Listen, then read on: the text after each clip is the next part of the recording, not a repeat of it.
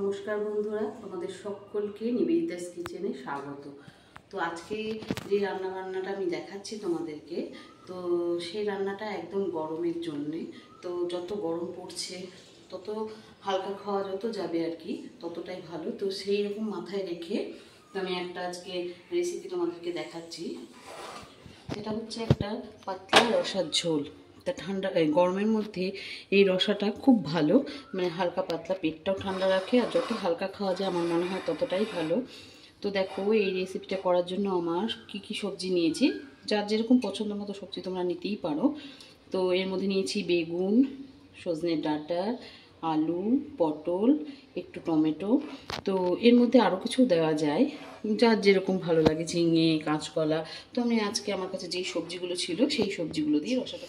আর দেখো কি মশলা লাগছে ফোড়নের জন্য: শুকনো লঙ্কা, তেজপাতা, পাঁচফোড়ন, জিরে, একটু অল্প মিষ্টি, আর এখানে কিছু বাটা মশলা, মানে আদার সঙ্গে অল্প পরিমাণে সর্ষে, কাঁচা লঙ্কা, জিরে দিয়ে একসাথে বাটা, আর স্বাদ মতো লবণ, হলুদ। এই হচ্ছে আজকের উপকরণ। তো প্রথমে কড়াইতে তেল গরম করতে দিয়ে দিয়েছি অল্প করে। তেল গরম হলেই আমি এই বেগুনগুলো অল্প করে হালকাভাবে একটু ভেজে নেব।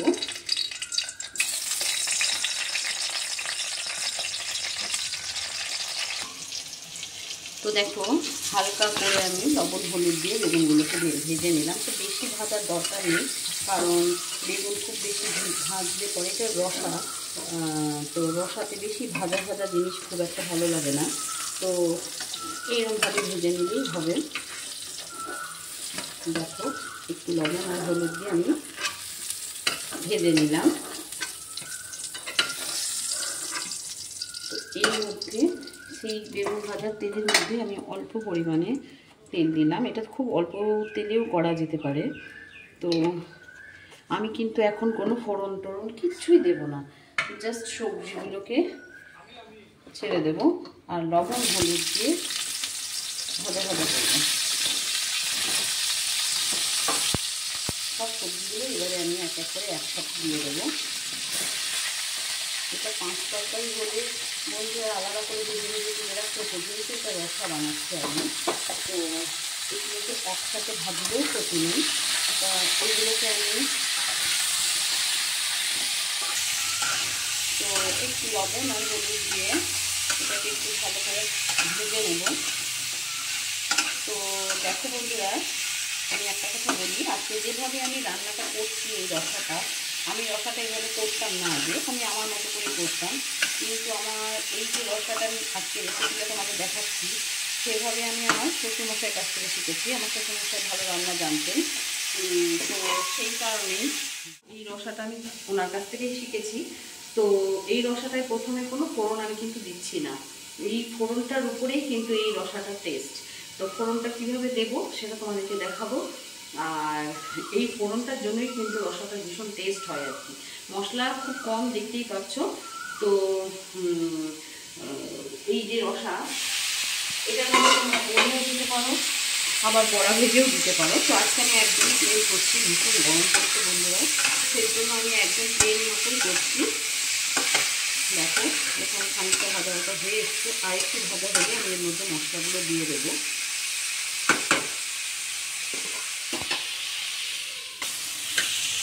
তো দেখো হালকা হালকা ভাজা হয়ে এসছে, এই সময় আমি টমেটো কুচিগুলো দিয়ে দেবো। টমেটো কুচিগুলো দিয়ে আবারও একটু ভালো করে নিয়ে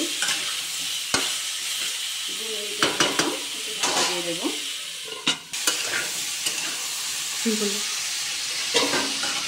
তো দেখো ভালো করে ভাজা ভাজা হয়ে এসছে। তো এই অবস্থায় আমি এখন এই বাটা মশলাটা দিয়ে দেবো। দেখে তো বললাম, এর মধ্যে একটু আদা, সামান্য জিরে, 2-3টে স্বাদ মতো কাঁচা লঙ্কা, আর অল্প একটু সর্ষে দেওয়া আছে। এইটার জন্যই টেস্টটা খানিকটা বাড়বে। অনেকে শুধু জিরে দিয়েই করে, আদা বাটা, জিরে বাটা দিয়ে। তো এর মধ্যে যদি 4 দানা একটু সর্ষে দেওয়া যায় তো আমার মনে হয় স্বাদটা একটু বেশি বেড়ে যায় আর কি। তো এই অবস্থায় আমি এটাকে সুন্দর করে ভেজে নেব। মশলা দিয়ে। তো আমার মনে হচ্ছে একটু হলুদ আর লবণ, তখন ভাজার সময় অল্প করে দিয়েছিলাম, এখন আমার একটু হলুদ লবণ লাগবে এতে।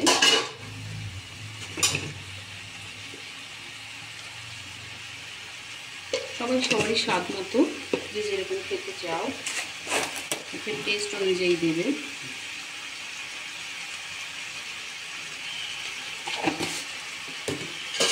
সুন্দর করে কষাতে হবে বন্ধুরা, যাতে মশলার কাঁচা কোনো গন্ধ না থাকে। তো দেখতে পাচ্ছ তোমরা, এই অবস্থায় আমি আরেকটু 2 মিনিটের জন্য ঢেকে দেবো সুন্দর করে কষানোর জন্য। দেখো এই পর্যায়ে এসে টমেটোগুলো কি সুন্দর গলে গলে গিয়েছে, আর মশলাগুলো মানে সবজির সাথে ভাজা ভাজা হয়ে গিয়েছে। তো এই অবস্থায় আমি স্বাদ মতো, যার যেরকম স্বাদ মতো সেরকম অল্প একটু মিষ্টি দিতে হবে। রসা তো একটু মিষ্টি দিলে ভালো লাগে আর কি। আমি আমার স্বাদ মতো দিয়ে দিলাম। দেখো লবণ মিষ্টি এগুলো একদম নিজের উপর, কে কীরকম খেতে ভালোবাসো সেই অনুযায়ী দেবে। তো যেমন অনেকে এর মধ্যে বড়ি ভেজে দিতে পারে, অনেকে এর মধ্যে বড়া ভেজে দিতে পারে, ডালের যে কোনো বড়া ভেজে এর মধ্যে দিলে পরে রসাটা খেতে ভালো লাগে। তো আজকে আমি একদমই প্লেন বানাচ্ছি, মানে আমি ঘরে যেভাবে রান্নাগুলো করি সেইভাবেই তোমাদের সিম্পল রান্নাগুলোই আমি দেখাচ্ছি। তো দেখো মশলাগুলো সুন্দর ভাজা ভাজা হয়ে গেছে। এবার আমি ভাজা বেগুনটা এর মধ্যে দিয়ে দেবো।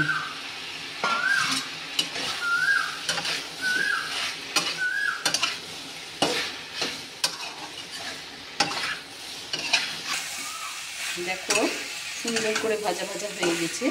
এরকম অবস্থায় এসে আমি আর কি সুন্দর করে ভালো করে কষিয়ে দিলাম। তারপর আমি পরিমাণ মতো জল দিয়ে দিলাম। তো যেহেতু এটা আমি রসা বানাচ্ছি, হালকা পাতলা একটা রসা, তো এটাতে একটু জলের পরিমাণটা বেশিই লাগবে, কেন রসাটা সবসময় একটু ঝোলঝোলি ভালো লাগে।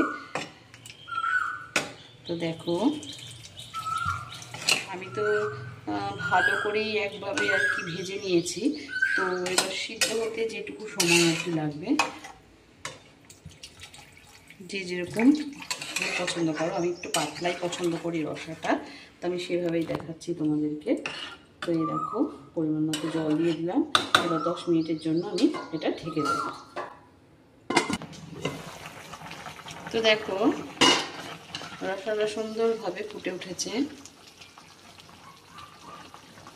আর আলুগুলো সিদ্ধ হয়ে এসেছে। তো এই অবস্থায় আমি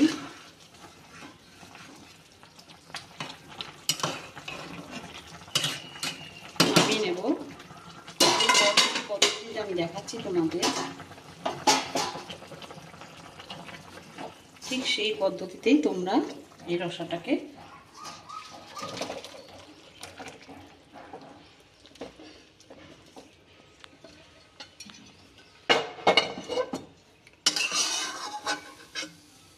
সবজি। তো রসাটাকে আমরা নামিয়ে নিলাম। এই পর্যায়ে এই কড়াইয়ের মধ্যেই, তো এই অল্প টাইমের এই কড়াইয়ের মধ্যেই আমি অল্প পরিমাণে একটু তেল দিয়ে দিলাম।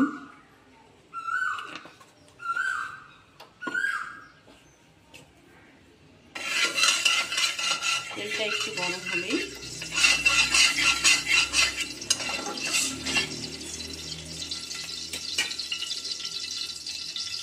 এর মধ্যে দিয়ে দেব 2-3টে মতো শুকনো লঙ্কা, 2 তেজপাতা, একটু ভাজা ভাজা করে নেব। কারণ এই ফোড়নে দেখো ফোড়নের গন্ধটাই হচ্ছে আসল এর স্বাদ। এই ফোড়নের গন্ধটার জন্যই স্বাদটা বেড়ে যায় আর কি। তো এবার এর মধ্যে দিয়ে দেব জিরে আর 5 ফোড়ন মেশানো ফোড়নটা। তো এই ফোড়নটা একদম পুরো গেলেও চলবে না, আবার কাঁচা কাঁচা অবস্থাতেও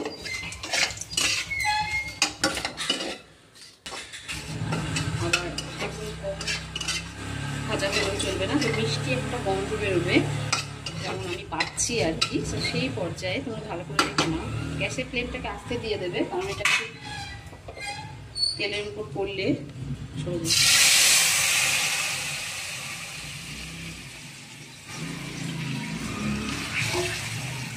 খুব সাবধানে এটাকে করতে হবে। তেলের উপরে যখন এই রসাটাকে দেওয়া হয় একটু ছিটে যাওয়ার ভয় থাকে। তো এই পর্যায়ে আমি এটাকে আরও 5 মিনিটের জন্য হতে দেব।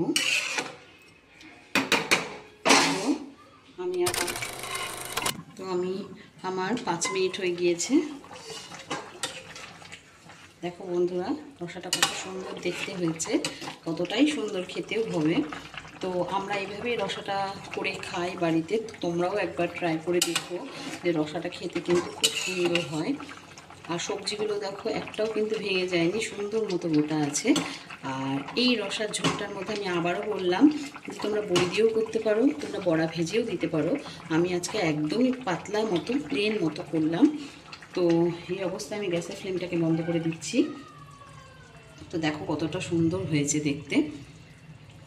তো আমার এই রেসিপিটা যদি তোমাদের ভালো লেগে থাকে তো অবশ্যই এই চ্যানেলটাকে তোমরা একটু সাবস্ক্রাইব করো, একটু লাইক দিও, আর পাশে থাকা বেল আইকনটাকে একটু অন করে রেখো, যাতে আমার ভিডিওগুলো তোমাদের ফোনের নোটিফিকেশানে সবার প্রথমে চলে যায়।